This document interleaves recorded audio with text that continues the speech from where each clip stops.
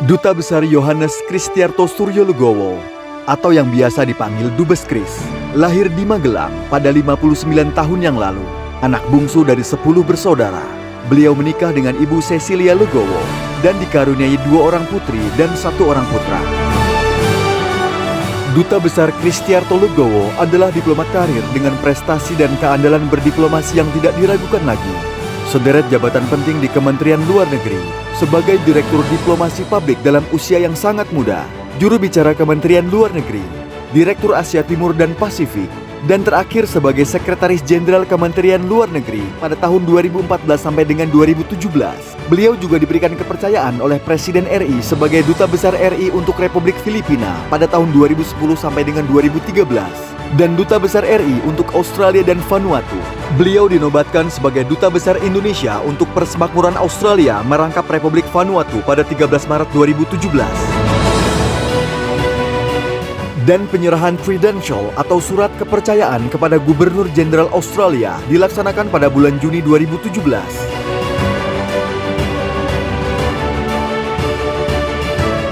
Keteladanan beliau dalam berdiplomasi juga sangat nampak pada penugasan di negeri kanguru ini.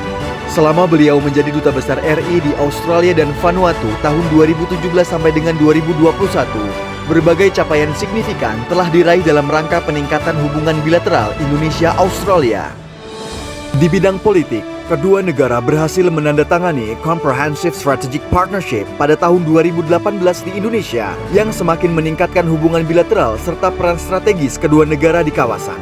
Kunjungan kenegaraan Presiden Republik Indonesia ke Australia pada bulan Februari 2020 semakin menunjukkan komitmen kedua negara untuk segera mewujudkan kemitraan strategis dengan ditandatanganinya Plan of Action CSP.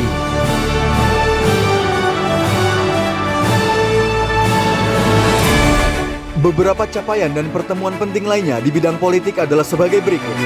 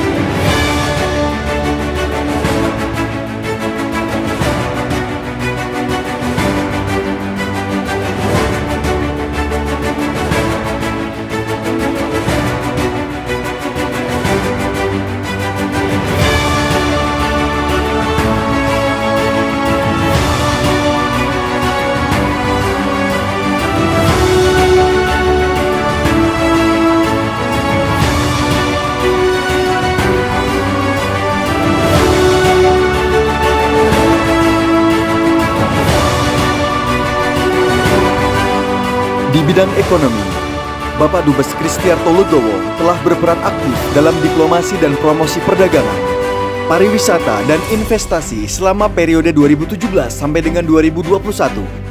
Indonesia-Australia Comprehensive Economic Partnership Agreement atau IACEPA yang telah dirundingkan hampir 10 tahun lamanya oleh Indonesia dan Australia akhirnya dapat disepakati oleh kedua negara. Pada tanggal 5 Juli 2021, implementasi IACEPA telah berlaku efektif.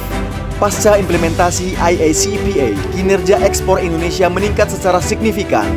Meskipun dunia masih dilanda pandemi COVID-19, total nilai perdagangan Indonesia dan Australia per Agustus 2021 tercatat sebesar 7,9 miliar US dollar atau mengalami peningkatan sebesar 73% dibanding periode yang sama tahun sebelumnya.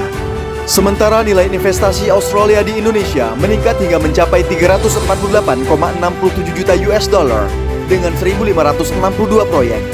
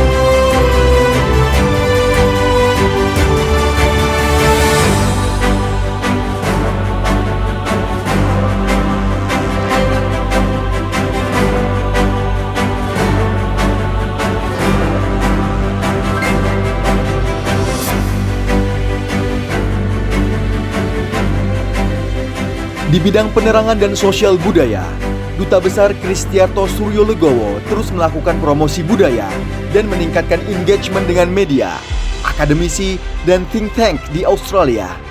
Pada masa kepemimpinan beliau, jumlah wisatawan Australia ke Indonesia mencapai angka tertinggi yaitu 1,4 juta pada tahun 2019.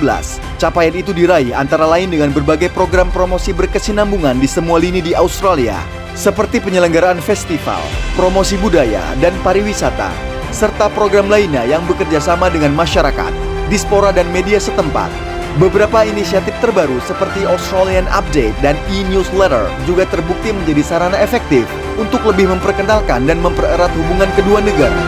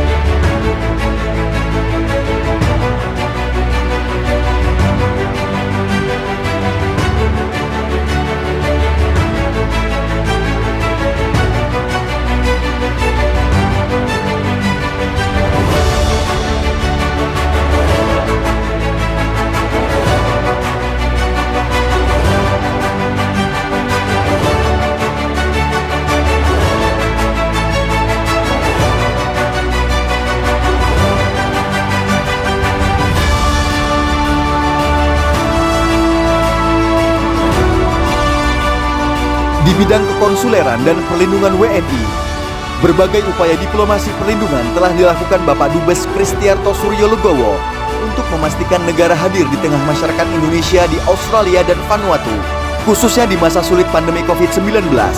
Upaya peningkatan pelayanan dan perlindungan terus dilakukan dengan berbagai langkah dan terobosan penting, seperti program repatriasi ABK kapal pesiar, repatriasi mandiri mahasiswa,